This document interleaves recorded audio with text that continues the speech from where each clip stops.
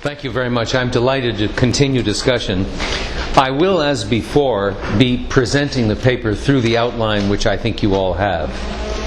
I will bring back some points from the first two presentations, but I'll try to concentrate on elements that are here and haven't occurred before. I begin with some historical and philosophical context. As you know, many students of Aristotle think of him as a naturalistic philosopher. He was an observer of nature and of people, and arguably he hoped to derive standards for human behavior largely from natural observations. I'm not sure what to say about the medieval period, but supernaturalism runs so strong that perhaps what one should wonder about is how well naturalism survived through those decades. In any case, when we come to Hobbes, we have a materialist who probably is a full-scale naturalist so far as he was clear about the matter. Hume is an inspiration to many, and certainly wanted to understand everything that could be understood in terms of natural phenomena. In the 20th century, we have many early indications of a naturalistic worldview, but when we come to Wilfrid Sellars, an influential American philosopher, we find a slogan that's quite vivid, a parody of Protagoras. Sellars said, "Science is the measure of all things, of what is, that it is, and of what is not, that it is not." So Sellars certainly was suggesting a global version of naturalism. It's more common these days, perhaps because of specialization, to find people concentrating on naturalization projects in a given area of philosophy. I've already talked about the effort to naturalize the normative domain, the domain of practical reason, and especially the ethical domain. I've mentioned naturalism in epistemology, where the attempt is to explain in terms of the concepts of physics, psychology, and ordinary observation the notions of knowledge, justification, rationality, evidence, and other important notions in epistemology. We also have naturalism in the area of the philosophy of mind, where the chief effort is to understand mental phenomena in terms of physical phenomena, either by taking mental phenomena to be consequential on and dependent on physical phenomena, or more strongly to take mental phenomena to be a kind of physical phenomena. Now, there is overall an important distinction when we come to scientific naturalism, which is embraced by all philosophical naturalists. But there is an important distinction between philosophical naturalism as a worldview and methodological naturalism as something that can be embraced by scientists and others, whether they have a naturalistic worldview overall or not. What then is philosophical naturalism? Well, there's no short characterization that captures every element in the view, but very briefly we could roughly summarize the view as the position that nature is all there is and the only basic truths are truths of nature. This is a very sweeping view, and few have tried to make good on all its implications.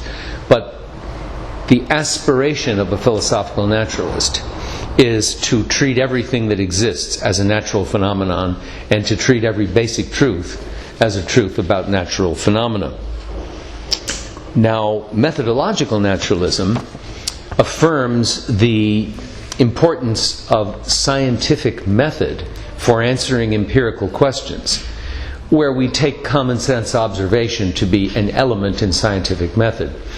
Now, I won't characterize scientific method in detail, but it's generally accepted that scientific method involves an experimental approach to understanding phenomena that insists on testability and publicity, and and empiricality for the hypotheses under consideration. Now, the methodological naturalist takes the position that we should answer questions about the empirical world, most prominently the world of nature, using scientific method. So notice that methodological naturalism is not primarily, and perhaps not even at all, metaphysical. It is compatible with theism, which is a paradigm of a supernaturalist view. So I'm going to be talking more about philosophical naturalism and about its applications in various domains of inquiry. Now, one of the motivations for philosophical naturalism is intellectual economy, the drive to get an economical account of the world and our experience of it. Now here, Occam's Razor plays a very important role. Occam's Razor is a principle of intellectual economy, and it can be formulated in various ways. Very broadly, the Razor principle is the principle of the preferability of simple hypotheses, other things equal. So if you have two theories or two hypotheses and they're equally well confirmed, but one is simpler, then it's preferable to adopt the simpler hypothesis. This is very widely accepted. And so if you think about the domain of the philosophy of mind and of psychology, if you can imagine that we understand behavior in neurophysiological terms, but we could also understand it in psychological terms, you might think, well, let's just reduce the psychological to the neurophysiological so that we have one category of entities that give us all the explanatory power we can achieve. Now, it seems to me that there really are available to us two conceptions of Occam's Razor. You can take it very broadly as a principle of the preferability of least effort. So here you would say, given two hypotheses that are equally well confirmed, it's preferable to work with the simpler one. But working with a hypothesis is doing something, it's practical. So this is really a practical version of the Razor principle. The more common interpretation is epistemic. And here the principle would be stated something like this. Given two equally well confirmed hypotheses, the simpler is more likely to be true. Now, let's think about that a bit. That's the version that exercises most influence. As compared with the practical version, this one, the epistemic version, is empirical. I think the practical version of Occam's Razor is an a priori principle. It looks to me as though it is well nigh self-evident that given the simpler of two equally well confirmed hypotheses, other things equal, it's better to work with the simpler one. Fewer assumptions to deal with, fewer explanations to give. Why would you do more work than you need to with the same payoff in terms of explanation and prediction? But now, is it really true that the simpler of two equally well confirmed hypotheses is more likely to carve nature at the joints, to be true and perhaps illuminating? Well, how do we evaluate that prospect? If you look at the theory of justification and you understand justification along internalist lines in terms of evidence is accessible to reflection and introspection, it's not obvious that there's any good reason to think that the simpler hypothesis is more likely to be true. However, if we just look at the Razor principle in terms of the history of science, there may be some reason to think that by and large over time, simpler hypotheses have turned out to be more often true than their more complicated counterparts that seemed equally well confirmed. Well, if that's so, what might explain it? Well, you might just say it's a brute fact that nature tends to be simple, at least where explanations may be simpler than their alternatives, equally well confirmed. Nature, as it were, prefers the simpler. You could also say we human beings are built to prefer the simpler when other things are equal. And then you can give an evolutionary speculation to the effect that we wouldn't have survived, or wouldn't have survived as well as we have, if nature weren't likely to be captured better by the simpler of two equally well confirmed hypotheses. Needless to say, philosophical theists will speculate that the world has been created so that the simpler hypotheses carve nature at the joints, and we have been created to prefer the simpler and to be selected for in terms of our preference for the simpler. However we come out on this matter, all of us, I think, appreciate that simplicity is a worthy goal in philosophical and scientific thinking. So I certainly have no objection to the drive to achieve the simplest adequate account we can. But it just seems to me that it is an empirical question whether it's really true that the simpler hypothesis is, other things equal, going to be more probable. Now, a challenge for naturalism as a philosophical outlook is ontological pluralism. So that brings me to part 3. If ontological pluralism is true, then there are many types of basic entity. Certainly not every basic type of entity is natural, because for one thing there appear to be abstract entities. Are numbers abstract? They aren't merely numerals. If there were no numerals, it would still be true that 7 plus 5 equals 12, would it not? And what stands in entailment relations and is believed and disbelieved? Isn't it propositions?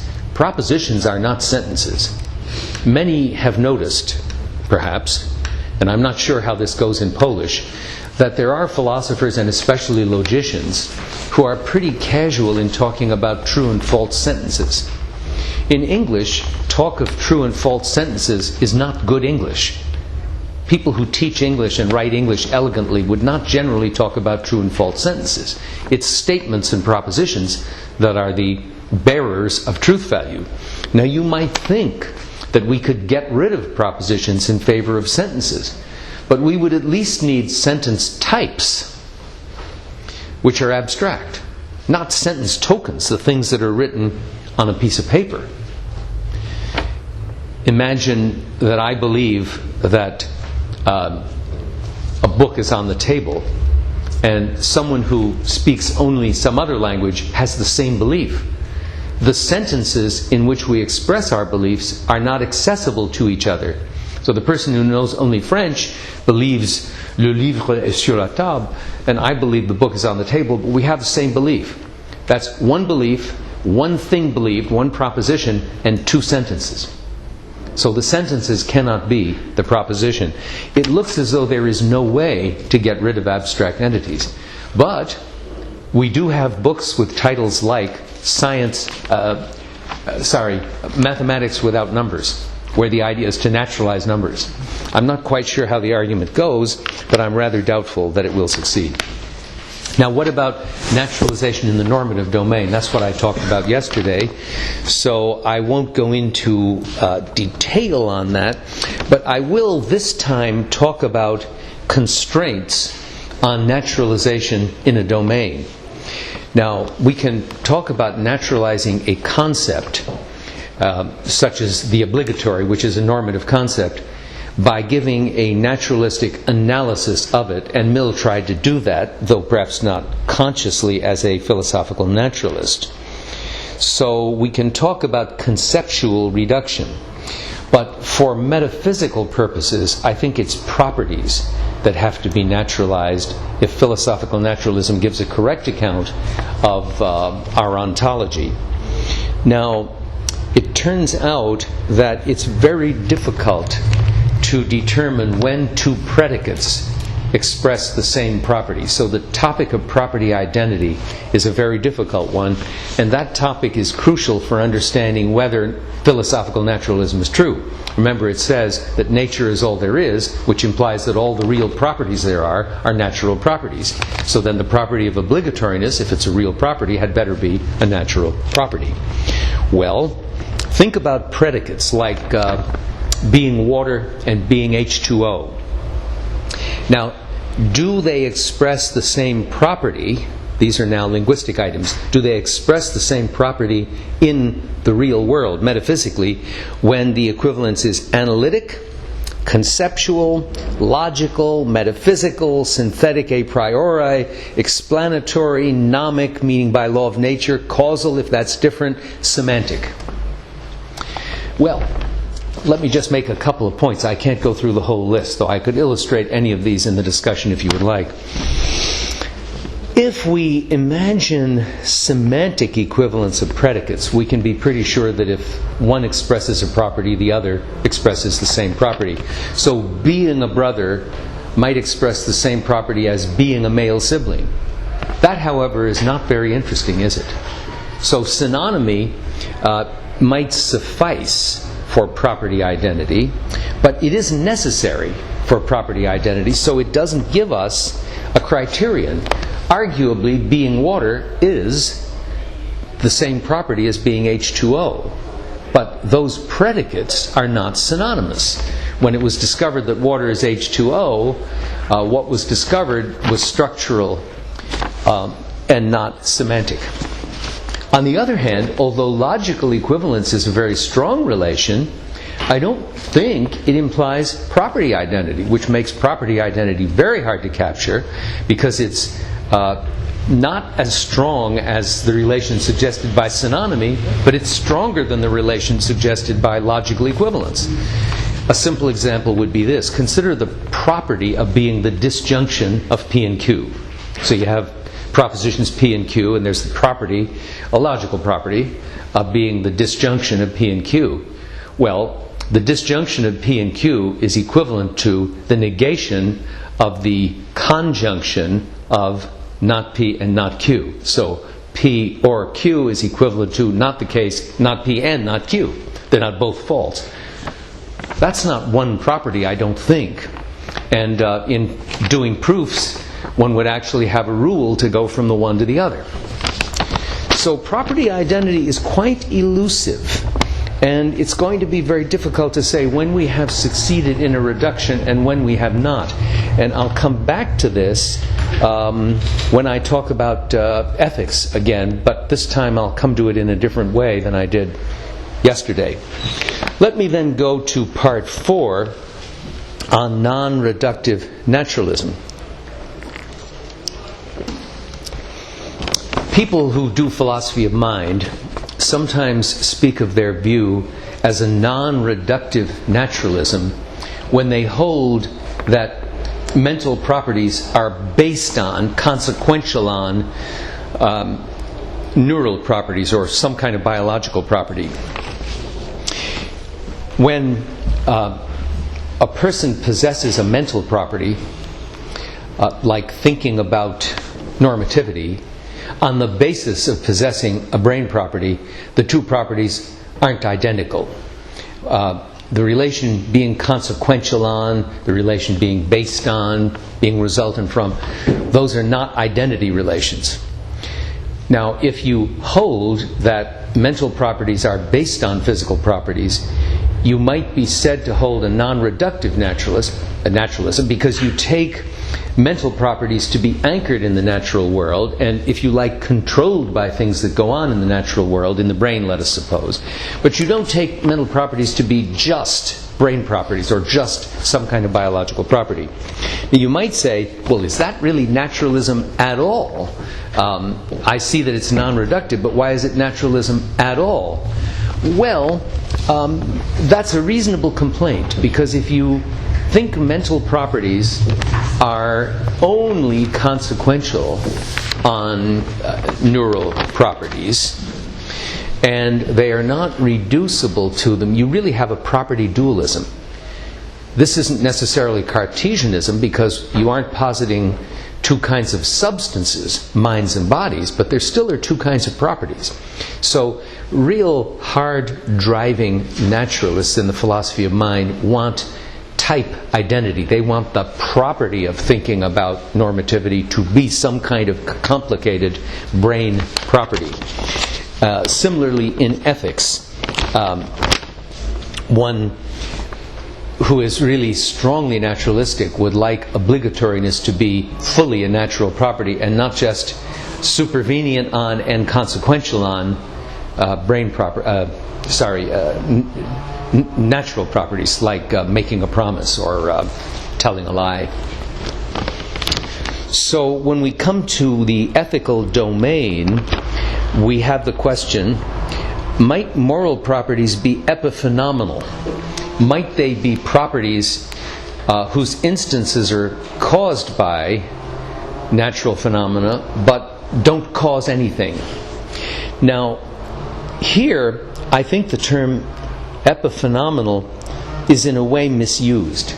If moral properties are not causal properties at all, they're not in the causal order, even if they're based on things in the causal order, but they're not causal properties, so they're not candidates to be epiphenomena because they don't function causally.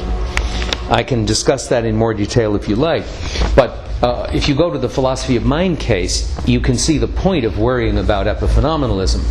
Since we take beliefs and desires and intentions to produce things in the physical world, we're thinking of them as causal. So if they don't have any causal power, we call them epiphenomenal. And we do think, of course, that a decision to give an illustration is caused by something in the natural world. So epiphenomenalism is a position that is widely regarded as undesirable. It is a threat to non-reductionists in the philosophy of mind. I don't think it's a threat to non-reductionists in the normative domain, because normative properties are not considered causal properties, not properly considered causal properties at all. Now, as I said before, if you want to reduce all properties to natural properties and you don't think you can reduce apparent moral properties, you might prefer to eliminate them. So that gives us non-cognitivism in ethics, which is a counterpart of eliminativism in the philosophy of mind. In the philosophy of mind, there are people who think beliefs and desires and intentions don't have any effects.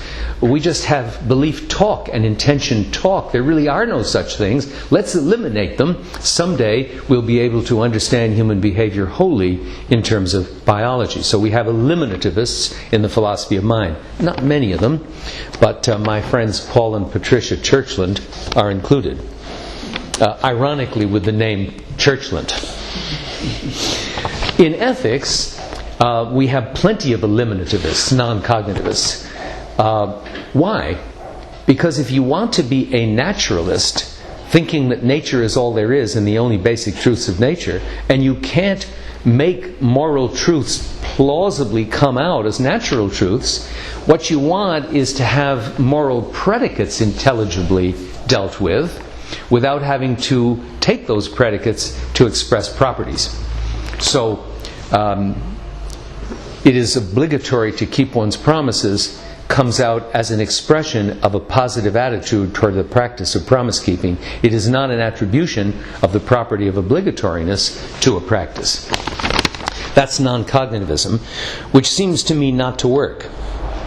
Now, what does work in the ethical domain? Well, I myself have developed a moderate intuitionist view as a non-reductive realist cognitivism. So, on my view, there really are moral properties. They are consequential on natural properties, so they're anchored in the natural world. They are not, as far as I can tell, reducible to natural properties. And there are substantive moral truths, and I'll just give you an idea how you might formulate these.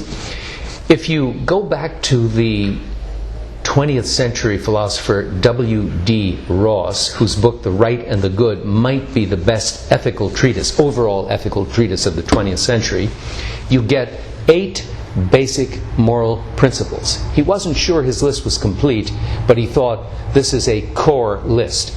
There are obligations of justice and non-injury, roughly equal treatment of a certain kind, and non-injury, which includes, of course, ruling out killing, of veracity and fidelity. This is now a matter of avoiding lying and of keeping promises, of beneficence and self-improvement, and of reparation and gratitude. Reparation is making amends for such things as injuring other people. Now that list appears in Aristotle, I think, through the various virtues, but Aristotle treats these obligations areteically in terms of virtue and not deontically in terms of obligations over act types. These obligations appear in Kant. They even appear in Mill's utilitarianism as what he calls secondary rules. So there's no surprise in these, and my own experience in teaching ethics to professional school faculty, such as law professors, business, engineering, architecture, these are appealing because they have a common sense clarity. They're down to earth so that they guide conduct. They correspond with the way we bring up children when we want them to be civilized adults. And they aren't so theoretical that you have to be a philosopher or some kind of theoretician really to see what's going on as you do to understand utilitarianism or Kant's categorical imperative. Now, in my own work, I've added two more just to enrich the normative framework. But what I've argued about these principles is that they are, in a special sense, self-evident but not obvious. So they're debatable, but on the other hand, the application of reason in the right way can give you justification for believing them and even knowledge of them. So there really is a property of obligatoriness, and we understand that property in good part in terms of the grounds of obligation. You promise, you have an obligation to perform. You speak, you have an obligation not to lie. You socialize with people, you have obligations of non-injury and of beneficence. We all understand that. Now, one reason I go into this is that I want to discuss a move that a naturalistic philosopher might make. Here's the move. The philosopher might say, I understand perfectly. Obligatoriness is a disjunctive property. To be obligated to A is to be such that A-ing is either a beneficent deed, or a deed of self-improvement, or a promise-keeping, or an avoidance of lying. And we just go through the basic elements that Ross well articulated. So why not say, since all these properties, like avoiding lying and doing a good deed, say reducing suffering, all these are natural properties, the property of obligatoriness reduces to a disjunction of natural properties. Not bad. Now it might be that obligatoriness is equivalent to this disjunction. I'm not so sure about that. But I showed you already, I hope, that equivalence is not a sufficient condition for property identity, and so it won't suffice for reduction. Here's another example. Let's imagine that to be colored is to be either red or blue or green or orange or, and we have a finite list. That could be a necessary equivalence. But the property of being colored isn't exactly that property. You could understand the property of being colored without understanding some of those items, right? So equivalence isn't enough for property identity. But, second, are there any disjunctive properties? I think there's good reason to think that properties are not disjunctive. Of course, we can create a logical disjunction, each disjunct of which designates a property. But if I ask you to tell me what a thing was like, and you say, well, it was either yellow or blue, and it was either rectangular or circular, you haven't really told me its properties. You've given me a range of properties and told me that it falls within the range, but when you supply an either or, you have not really told someone what properties a thing has. And I realize this is controversial, but I think it's well worth discussing. So I think for various reasons, the route of reduction by way of disjunction won't work.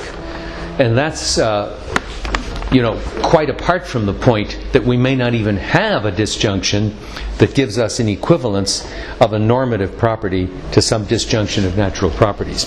So once again, reinforcing what I said yesterday, I doubt that normative properties can be reduced to natural properties, but they do have an anchoring in the natural world which secures objectivity and makes possible moral knowledge on the basis of quite ordinary perceptions such as we use in navigating the world in a general way. I think then I'm ready for the last section, which is on scientific naturalism and causal closure. Now, I'm talking about causal closure of the physical world, something which the philosopher Jaegwon Kim has formulated as it happens in more than one way, and I think over the years he's gotten a little more modest about causal closure. But one version that comes naturally to a philosophical naturalist is this: no causal chain goes outside the physical universe. So the physical universe is causally closed. Here is an act. It's produced by a decision. The decision is produced by something else. But we never have to go outside the physical universe for a cause. No causal chain goes out to the supernatural, for example. That's why the world is said to be causally closed. Now, you could also say that the world is not only causally closed, but it's physically causally closed. So now the only causes are physical. Now that would imply that if my decision to give this illustration produces something in the physical world, it does so by virtue of the action or the effect of something physical. So you might say the decision has a description under which it's a brain event, and the brain event does the real causal work. So that is another way you could have a causal closure thesis in a physicalistic framework, and that's the favored view of philosophical naturalists.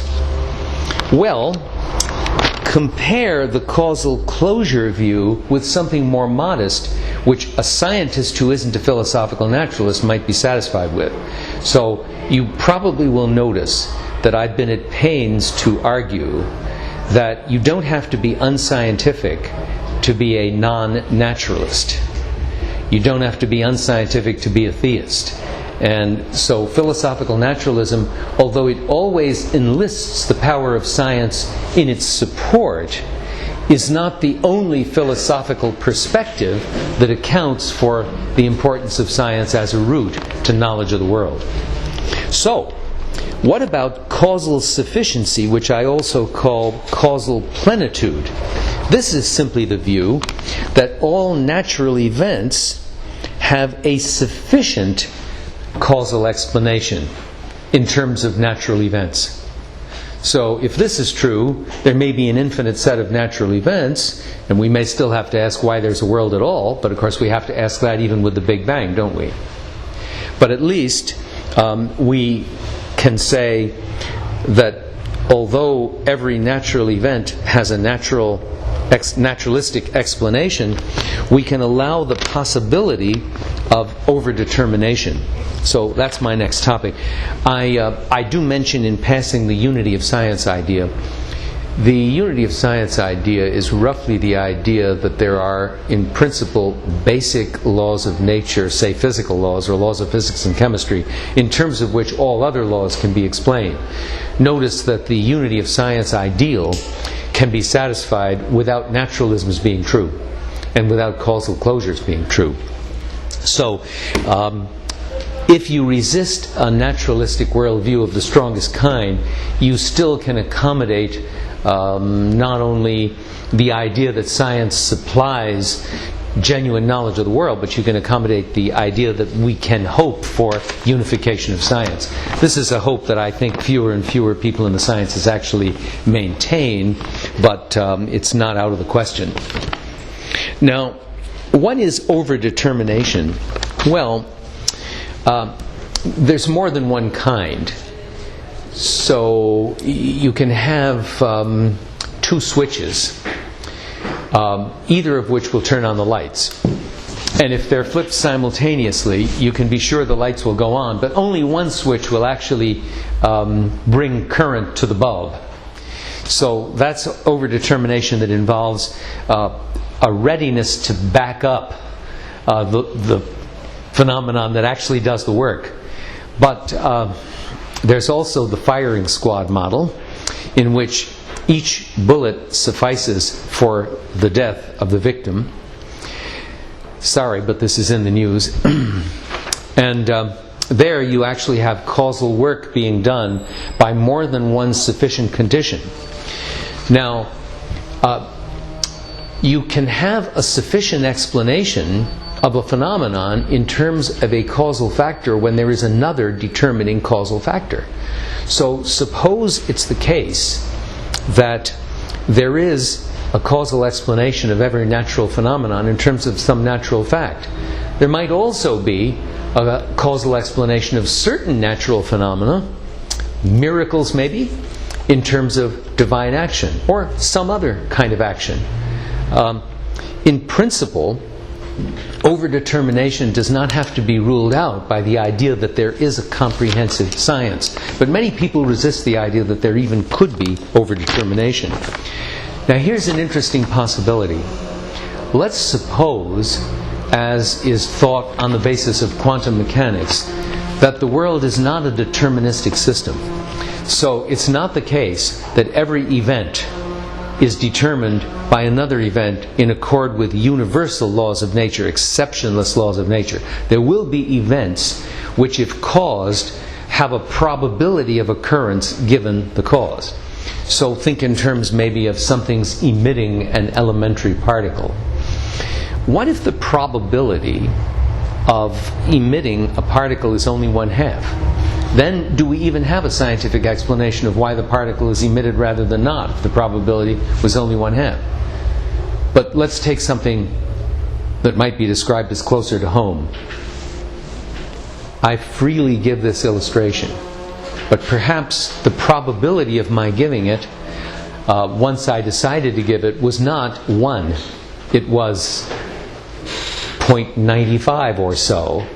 Well then, one could argue that divine action in some cases, which is supernatural, operates to bring about something which might not have occurred given the natural antecedents in the natural world. That's a possibility. Now, is that possibility anti-scientific? Well, it isn't scientific, it's non-scientific, but it doesn't affect the probability that is assigned to a natural event given all the natural antecedent factors. So, causal overdetermination operating in the natural realm from the non-natural realm is not automatically a threat to the success of scientific explanation as giving us a systematic account of the natural world. Supernatural factors are, of course, a threat to philosophical naturalism. But that's a different point.